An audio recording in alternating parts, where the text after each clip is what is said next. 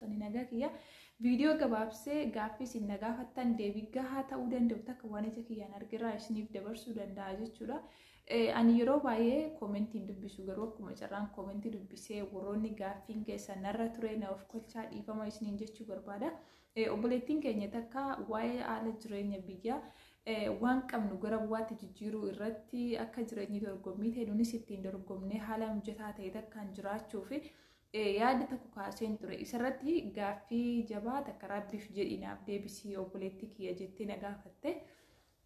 Tole siif deebisa. Akkasuma hordoftoonni warri kaanillee isin fayyaduu danda'a. Ishee qofaaf hin qoodaara miti. Maal naan jette obboleettiin keenya kun?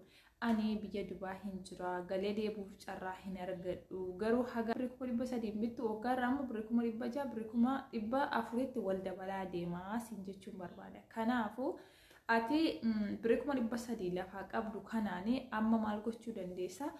Lafa bakka bareedaa ati siif bituu danda'a. 300,000 akka katamaa keessanitti 300,000 sanaan kash gootee yoo lafa bitattee nama amanamaa nama buutee isaa siif himuu danda'u akkasuma nama haqa keetti hin darbine nama gaarii yoo qabaatte lafa kash gootee bittaa. Eega lafa bittee maal goota?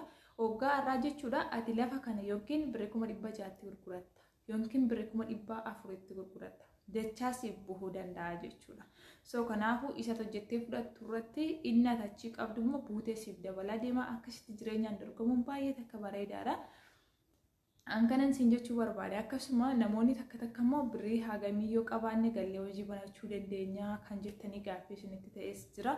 Asirratti wanni isiniin jechuu barbaadu. Harka fuuni assalaamu alaykum warahmatullahi wabarakatuh. Ashama kabajamtoota hordoftoota kiyya ilmaan Oromoo qaqqaaliiwwan kiyya hedduu isin jaalladha. Akkam naa jirtu ani nagaa kiyya. Viidiyoo gabaabsee gaaffii isin nagaafattan deebii gahaa ta'uu danda'u takka waan ija kiyyaan argirraa isiniif dabarsuu danda'a jechuudha.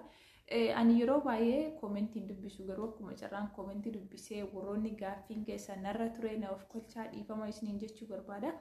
Obboleettiin keenya takka waa'ee haala jireenya biyyaa waan qabnu gara bu'aatti jijjiiruu irratti akka jireenyi dorgommii ta'e nunis ittiin dorgomnee haala mijataa ta'e takkaan jiraachuuf yaada tokko kaaseen ture. Isarratti gaaffii jabaa takka rabbiif jedhinaaf deebisii obboleettii kiyya jettee na gaafatte. Tole siif deebisa. Akkasuma hordoftoonni warri kaanillee isin fayyaduu danda'a. Ishee qofaaf hin qoodaara miti. Maal naan jette obboleettiin keenya kun?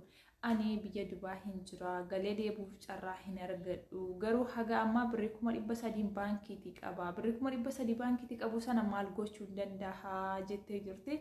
Kun gaaffii baay'ee bareedaadha obboleettii kiyya. Namoota kamiinuu fayyaduu danda'a obsaan dhaggeeffadhaadha.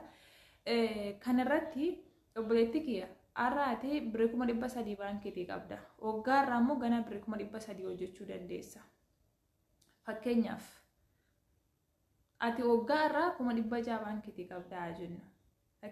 Akkas yoo ta'e wanni ati har'a 300,000 bittu waggaarraa immoo 1,600 400,000 wal dabalaa deemaa siin jechuun barbaada. Kanaafuu ati 300,000 lafa qabdu kanaani amma maal gochuu dandeessa? Lafa bakka bareedaa ati siif bituu danda'a. 300,000 akka katamaa keessanitti 300,000 sanaan kash gootee yoo lafa bitattee nama amanamaa nama buutee isaa siif himuu danda'u akkasuma nama haqa keetti hin darbine nama gaarii yoo qabaatte lafa kash gootee bittaa. Eega lafa bittee maal goota? Waggaa irraa jechuudha ati lafa kana yookiin 600,000 gurguratta yookiin 400,000 gurguratta. Dachaa siif buhuu danda'a jechuudha. So kanaafuu isa hojjettee fudhattu irratti inni achi qabdu immoo buutee siif dabalaa deema. Akkasitti jireenyaan dorgomuun baay'ee takka bareedaadha. Ankanan siin jechuu barbaade. Akkasuma namoonni takka immoo birrii hagamii yoo qabaanne gallee hojii banachuu dandeenya kan jettanii gaaffii isinitti ta'es jira. Asirratti wanni isiniin jechuu barbaadu. Obboleettiin keenya takkas yaadaan isiniif qoode kanarratti yaada baay'ee bareedaa ta'e takka nuuf dubbattee jirti. Koomentii irra maanni piroofaayilii irratti ni argitu jedheetiin abdii qaba. Maal jette? Obboleettii kiyya ani waggaa darbee birrii 1,170 lafa kaaree 200 bitee dhaggeeffadha. Har'a garuu birrii 400,000 gurguradhe. Birrii meeqa buufatte isinumti tilmaamaa ishee? Ani jechuudha waan ofii kiyya na fayyada jedhee nafsee koof jaalladhu namaafillee qooduu barbaada malee zim jedheetuma bilaashiitti wallahi yuutuubii kiyya guddifachuuf namni naa ilaaluuf fakkeessuuf waan arginaasa yeroo baay'ee akkasinitti narraa fahamtan hin beeku malee ani yaaduma namaaf gaarii ta'a wanaafis yaadni kun gaariidha jedhee yaaduun dubbachuu barbaada. Tole, isheenis kunoo isiniif himtee jirti faayidaa isaa jechuudha. Faayidaa lafa bitanii kaa'uu kana fa'aa qaba. Akkasuma warroonni har'a birrii 200 baankiitii qabdanii har'a yoo birrii 200 lafa bitan jechuudha. Waggaarraa 100 birrii 100 yookiin 200 isinii bu'uu danda'a dachaa jechuudha. Ati fakkeenyaaf har'a birrii 200 hojjetta ganaa waggaa tokko keessatti. Kana dura immoo birrii 200 baankiitii qabda. Waggaarraa waan hin qabu walitti dabaladheetu mangalee hojii hojjedha yookiin waan bitadha yoo jette birrii 200 isheen baankii jirtu suni har'a waa si bituu hin dandeessi miti. Waggaarraa immoo birrii 400 bitta jechuudha. Waan har'a birrii 200 bittu maaliif wanni ati baankiitii qabdu sin fayyadu buutee akkasii dabaluu hin danda'u. Maaliif nuti dhala baankii nyaachuu hin dandeenyu waan ta'eef buutee akkasii dabaluu hin danda'u. Ati ganaa har'a si birrii 200 hojjetta.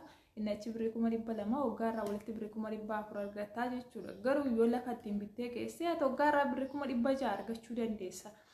Jireenyi dorgommiidha waan ta'eef nutis ittiin dorgomuu qabnaa. Eessaan akka buufachuu dandeenyu haqa keenya wajjinne keenyumarraa akkamitti akka buufachuu dandeenyu akkamitti akka waan dabaluu danda'u ittiin dorgomuu qabna yeroo dorgommiitii isiniin jechuu barbaada. Asirratti viidiyoo gabaabsuun barbaada saniif hin baay'ee ariifadhee hasaara dhiifama. Waan isiniin jechuu barbaadu yoo birrii meeqa qabaanne hojii uumachuu dandeenya kan jedhus jira. Kaan immoo ani galuma kanan soraadhee ta'aa jira akkamittiin galaa kan jedhu jira. Kanarratti obboleeyyan kee waan isiniin jechuu barbaadu. Gariin namaa immoo ani akkamittiin yoon galee hojii uumachuu danda'a birrii meeqaan hojii uummadhaa kan jedhee galeetii sodaatee jirus jira. Yoo yaani akkamittiin hin galagalee maaliin jiraadha kan jedhee dhibbachaa jira. Obboleeyyan kee asirratti warroonni heerumtanii bultii qabdan warroonni ilmoo qabdan galaa numa jiraattu. Eenyuyyuu numa jiraata jiraachuu hin dadhabu. Jireenya fooyya'aa takka jiraachuu dadhabaasa jedhudha malee wanti nama shakkisiisu namni kamuu waan nyaatee bulu hin dhabu haga fayyaa qabutti.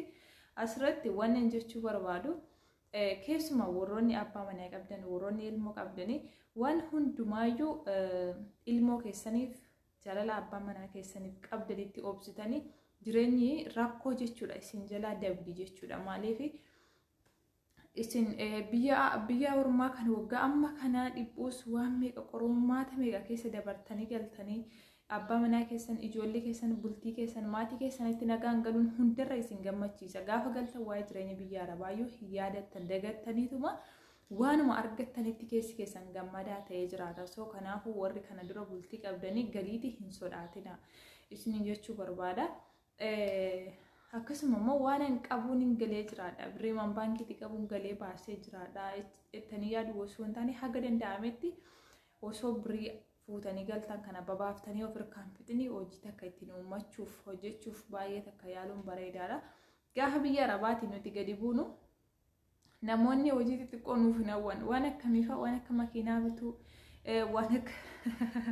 waan akka hoteela banne mana hoteela keessa hojjechuu yaane namoonni biyya jiranii hojii gurguddaa nuuf hawwu jechuudha. Maaliif birrii qabna itti fakkaata isaanitti namaan beekanii hagamta akka argatu garuu ati jecha namaa aasaa namaa osoo hin taane waan siif ta'uu danda'u takka hojii kunnarraa deemaa jechuu osoo hin taane ittiin fayyadamuu danda'a naaf bu'uu danda'a jettee yaaddu takka of amansiiftee hojjechuu qabda jechuudha.